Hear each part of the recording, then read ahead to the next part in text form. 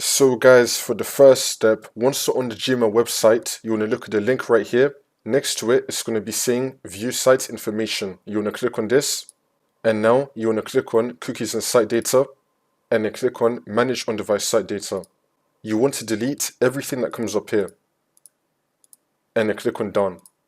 Now you want to click on this again, and then click on Site Settings. If you have any usage data right here, it's going to be saying delete usage data. You want to click on that and then delete the usage data. For the next step, you want to go to search and type in view network connections. Click on it.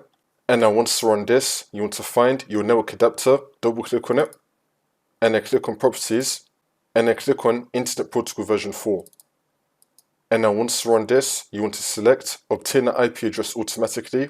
And now under it, you want to select use the following DNS server address.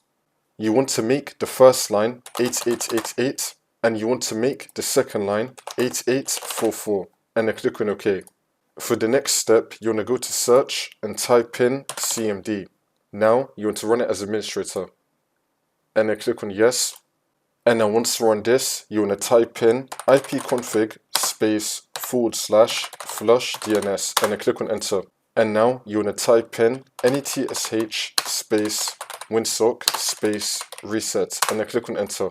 And now for the last step, you want to restart your computer, and this should now fix your problem.